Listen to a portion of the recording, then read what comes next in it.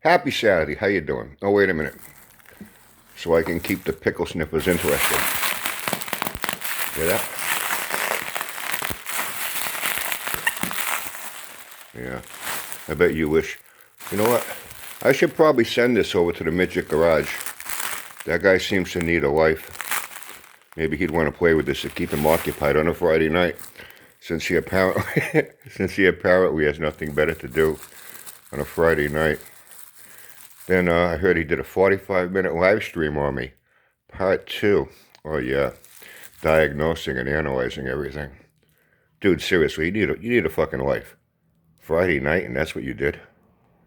Wow. Wow. Oh, one thing before I get to this that I said I was going to do. The unboxing. For a guy that I guess your mission on here is to get to the truth of things and be the defender of people. The only people you seem to be defending is Uncle Sanford and the Crypt Keeper, two fucking scam artists. And I guess that's what triggered you when I called Sanford a fucking con man, a scammer, third-rate hack mechanic. It's been involved in everything from failed bankrupt businesses to criminal activity with parting and flipping cars and swap VIN tags and, a little fudging going on with titles and, the reason he had to hightail it out of New York. And this old buzzard geezer Crypt Keeper with this scam of a 318 he hasn't touched in 10 months and 1 week. Hey, how's that, huh? 10 months and 1 week, and now are you fucking happy? Hasn't done anything. Like I said, only a guy in Florida ported the heads. Other than that, he hasn't bored the block. He hasn't stroked the crank. He hasn't done anything with the intake. He held up a valve, that I do know. He held up a valve one time and said, well, if you shave weight off a valve, it'll... Then he held up a connecting rod and said, well, if you shave weight off the rod... Well, there are how many valves? Come on, guy, put your thinking cap on. How many valves in an engine? How many rods in an engine? Have they all been done? No, he just held up one up and said what he was going to do, but still hasn't done it. And that seems to bother you. You need to defend them from people like me. I'm fucking terrible, yeah. I'm terrible. Calling out the guys on here scamming for money and giving bad advice on what to do with a car. Like not change your oil. You know what I mean? Little things like that. I heard you mention my military record. How old are you?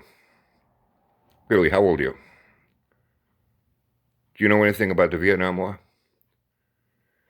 Well, I know a little bit about the Korean War. I know a little bit about the Vietnam War. I know a lot more about the Gulf War, Iraq, and Afghanistan. You see, in order to join the military, you need to be 18. Back during the Vietnam War, there was a draft, and you had to be 18 to be drafted. Now, I was born in 1962. Okay, come on, put your thinking cap on. Or are you like Sanford? That's another high school dropout, too. You know what I mean? You can't do simple math. I was born in 1962. Do you know when the Vietnam War ran? How long it lasted? When it began? When it officially ended? Do the math. Now, my father was in Korea. Yeah, he was in the Korean War. And then he went right to the Vietnam War. My father was career Army, 32 years. He retired a half-bird colonel. I was not quite old enough to be in Vietnam. So you were very inaccurate, saying, oh my God, hey, how does it feel to be caught in saying something that's not accurate? Mr. Truth Teller, the defender. What, you're calling yourself the defender?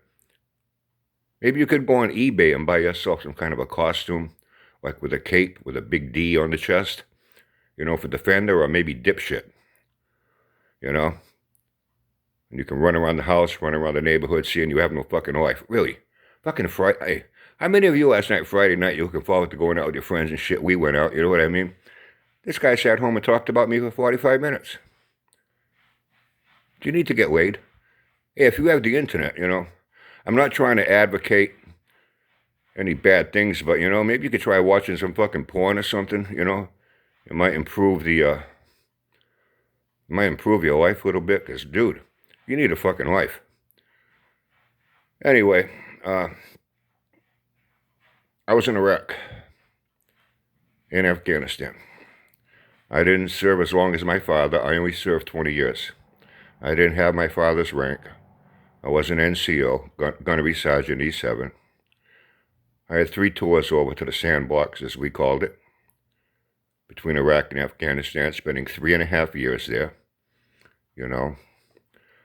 No, I was not in Vietnam. It was impossible for me to, well, I won't say it was impossible, you know. My mother could have put me on a plane, you know, gone over there with me. You know what I mean? So I could say, yeah, I was in Vietnam during the Vietnam War, but I would have been a little small kid, you know, 5, 6, 7 years old. I would not have been able to do any fighting over there. But anyway, now I'll get to what's more important. I'm going to unbox the Starsky and Hutch Torino. Hold on. This is interesting.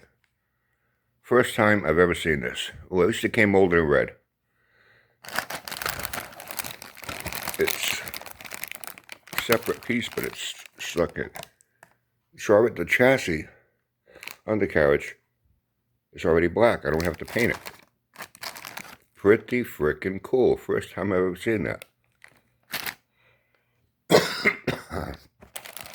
So all the chrome pieces, trim pieces.